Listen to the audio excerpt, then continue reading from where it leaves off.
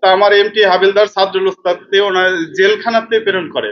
তখন আমাকে ওনার বিরুদ্ধে সাক্ষী দিতে বলে, আমি ওনার পক্ষে সাক্ষী দিই। সেই জন্য আমরা দুইজন আমাদের তাকে বাধ্যতামূলক জেলখানা থেকে নিয়ে এসে অবসরে দেয় আমাকে আর আমার সহকর্মী মঞ্জুরুল্লাহ ইসলাম, ওনাকে জেলখানাতে প্রেরণ করে তার পক্ষে সাক্ষী দেওয়ার জন্য। আমাকে সশ্রম কারাদণ্ড দেয়। আমি কোনো দোষী না।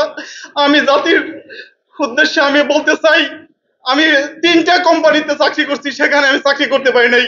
কেমিকো ফার্মাসিউটিক্যালে চাকরি করতে পারি নাই। আমি এই বিডিআর এর দায়ে আমাকে চাকরি করছে। আমি তারপরে আমি দেশের বাহিরে যাই, সৌদি আরবে, এবং কি এই আওয়ামী লীগের সদস্য দিয়ে আমার ফ্যামিলিকে ধ্বংস করে দিয়েছে। আমি একদম মাটির সাথে মিশে গেছি। আমার সেই খালি জায়গায় পোস্টিং হলো কার?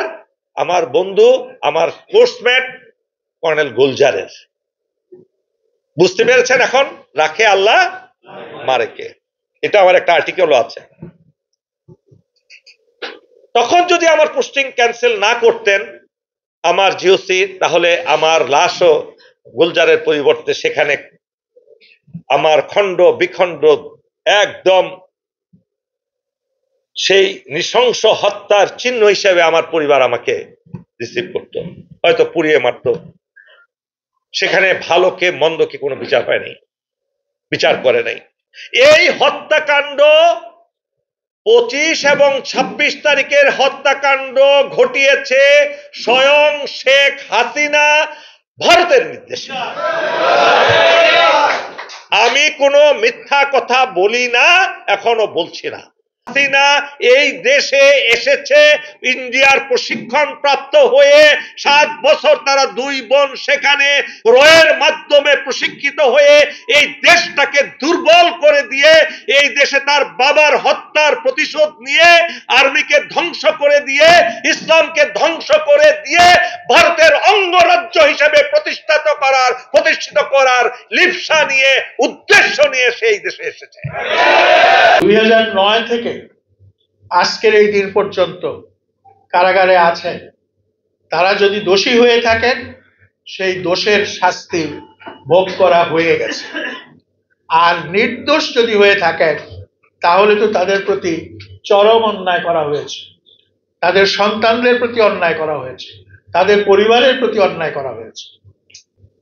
তো আমার পরামর্শ বা সাজেশন হচ্ছে, যারা দীর্ঘ কারাবাস করেছেন তাদেরকে একটা অ্যামনেস্টি দেওয়া হোক, অর্থাৎ তাদেরকে মুক্ত করে দেওয়া হোক। এবং এই জন্য আইনেরও সমর্থন আছে। আইন অনুযায়ী সরকার, রাষ্ট্র যে কোনো বন্দীকে মুক্ত করে দিতে পারে, শর্ত সাপেক্ষে এবং শর্তহীন ভাবেও। তার পাশাপাশি এই যে বলছিলাম যে ভারত এক ঢিলে 2 পাখি মেরেছে, ভারতের সঙ্গে বিডিআর বিদ্রোহের এই ঘটনাটার যোগসূত্র কি সেটা নিশ্চয়ই আপনাদের কাছে এখন পরিষ্কার হয়ে গেছে। পদুয়ার ঘটনা, বড়াইবাড়ির ঘটনা, তারপরে আসছে দেশে আওয়ামী লীগের সরকার প্রতিষ্ঠিত হয়েছে এবং তারপরেই বিডিআর বিদ্রোহ হয়েছে। যারাই বিডিআর কে মানে এইরকম একটা বিপদে ফেলছে, তারা হইলো তাপস, তারা হইলো শেখ সেলিম, তারা হইলো নানক, তারা হইলো মির্জা আজম এমপি। এই বদমাশগুলি, এই চোরগুলি, এই গুন্ডাগুলি, এই সন্ত্রাসগুলিকে ধরতে হবে, লেদার লিটন এগুলিকে ধরতে হবে। আমি আজকে আমাদের দেশবাসীর কথা আমি বলতে চাই, আমার কি অপরাধ ছিল।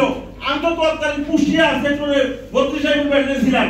সেখানে তো কোনো হত্যাযজ্ঞ ঘটনা নাই, সেখানে কোনো বিদ্রোহ হয় নাই, সেখানে তো কোনো এরকম ধরনের ঘটনা নাই। আমাদেরকে একটা ঘটনার জন্য স্যার আমাদের বিরুদ্ধে 4টা মামলা হয়েছে। পৃথিবীর ইতিহাসে এক ঘটনার জন্য 4টা মামলা হওয়ার কোনো বিধান নাই। আমাদের নামে হত্যা মামলা হয়েছে, আমাদের নামে বিস্ফোরক মামলা হয়েছে, আমাদের নামে বিডিআর বিদ্রোহ মামলা হয়েছে, আমাদের নামে রাষ্ট্রদ্রোহ মামলা হয়েছে। রাষ্ট্রদ্রোহ মামলা আমাদের প্রমাণ করতে পারে নাই। তো প্রত্যেকটা নাগরিকের অধিকার হলো সে ন্যায় বিচার পাবে। এটা আমার সাংবিধানিক অধিকার, আমার সাংবিধানিক অধিকার কেড়ে নেওয়া হয়েছে স্যার। আমরা যদি একটু আদালতের কথা স্যার আপনাদের কাছে বর্ণনা করি স্যার, দেখতে পারবেন সাক্ষী এসেছে, দেখে দেখে সাক্ষী দিয়েছে, কাগজ দেখে সাক্ষী দিয়েছে। আমরা জিজ্ঞাসা করেছি পৃথিবীর কোনো আদালত আছে যেখানে কাগজ দেখে সাক্ষী দেওয়া হয়? কই এইটাই নিয়ম। আমাদেরকে বলা হয়েছে তোমরা উকিল নিয়োগ করতে পারবা। আমরা উকিল নিয়োগ করেছি, যখন উকিল কথা বলতে গেছে বলছে না এই আদালতে কথা বলা যাবে না। স্যার আমি উকিল নিয়োগ করতে পারবো, আমার উকিল কথা বলতে পারবে না। আমি স্যারদের মাধ্যমে গণপ্রজাতন্ত্রী বাংলাদেশ সরকারের মাননীয় প্রধান উপদেষ্টার কাছে বিনীতভাবে আহ্বান রাখবো, আপনারা একটা অতি দ্রুত বিচার বিভাগীয় তদন্ত কমিটি গঠন করে ঘটনার অন্তরালের নায়ক যারা তাদেরকে খুঁজে বের করে শাস্তির আওতায় আনুন। 57 জন সেনা অফিসার কোনো যুদ্ধে একদিনে মারা যায় নাই। আমি জানি না কোনো ইতিহাসে মারা যায় কিনা। হিটলারও 57 জন সেনা অফিসারকে মারতে পারে নাই, কিন্তু খুনি হাসিনা 57 জন সেনা অফিসারকে ভারতের রয়ের সহায়তায় মেরে ফেলেছে। তার প্রকৃত অপরাধীদের দৃষ্টান্তমূলক সাজা এই বাংলার মাটিতে হবে। যারা করেছে, যারা দেশের বাইরে গেছে, তাদেরকে ধরে এনে এই দেশের মাটিতে বিচার করতে হবে। সেনাবাহিনীর অফিসারের পরিবারগুলা ক্ষতিগ্রস্ত, সবাইকে ক্ষতিপূরণ দিতে হবে এবং আমাদের সুষ্ঠু তদন্তের মাধ্যমে আমরা পুনরায় আবার বিডিআরে ফেরত যেতে চাই। দেশ পত্রিকার সেবায় আবার আমাদেরকে নিয়োজিত করতে চাই। স্যার আমরা ট্রেনিং করেছি, আমরা অন্য কোনো কাজ জানি না। পড়াশোনা করলে কোথাও কাজ পাই না, না পারি রিক্সা চালাইতে, না পারি পানের দোকান করতে, না পারি একটা ভালো কিছু করতে। আমাদের পরিবার কেন আমাদের জন্য কষ্ট ভোগ করবে? আমি তাই সবিনয়ে অনুরোধ করব আমাদের এই বিচারগুলো দ্রুত করার জন্য আপনারাও স্যার একটু বলবেন স্যারদেরকে যেন বিচার বিভাগীয় তদন্ত কমিটি গঠন করা হয়, তদন্তের মাধ্যমে যাতে আমাদেরকে এই বিচারের দায় মুক্তি থেকে রেহাই দেওয়া হয়। তৎকালীন সময় আমার মাত্র 3 বছর চাকরি হয়েছিল, 3 বছর 2 মাস। আমি টোটাল 56 মাস জেল খেটেছি। কি আমার অপরাধ ছিল? আমি এই বিডিআর বাহিনী সম্পর্কে কিছুই জানি না, কিছুই বুঝতে পারি নাই। আমার বাবা আজকে 16 বছর ধরে কারাগারে মারা গেছে। আমাদের একটা দাবি, আমাদের ভাই, আমার এমনকি চাচারা সবাই জানি জামিন চায়। আজকে 16 বছর ধরে বিনা দোষে জেল খাটছে। যারা সাজা তারা জেল খাটতেছে, যারা ফাঁসি হয় নাই তাদের মুক্তি দাবি করতেছি আমরা। অনেক জায়গায় পরিচয় দিতে পারতাম না। ইভেন আমাদের এমন অনেক পরিবার আছে যারা কিন্তু দিনের বেলা একবেলা খেতে পারতো না।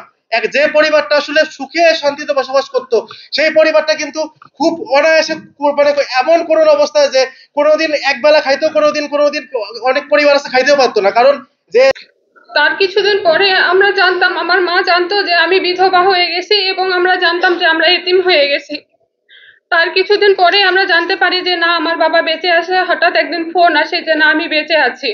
ঘটনার পরেও প্রায় 11 মাস চাকরি করছে। চাকরি করার পরে শুধু তাকে মিথ্যে সাক্ষী দেওয়ার জন্য তাকে অ্যারেস্ট করা হয়। তারপরে চলে গেল কারাবাসে। কারাবাসে থাকতে থাকতে আমার বাবা এক সময় অসুস্থ হয়ে যায়। 7 বছর তার জেল হয়েছিল। তার 7 বছর জেল হওয়ার পরে কিছুদিন পরে আমরা জানতে পারি যে আমার বাবার ক্যান্সার ধরা পড়ে। কিন্তু আমরা তার সঠিক চিকিৎসা করতে চাই, কিন্তু তারা আমাদেরকে চিকিৎসা করতে দেয়নি।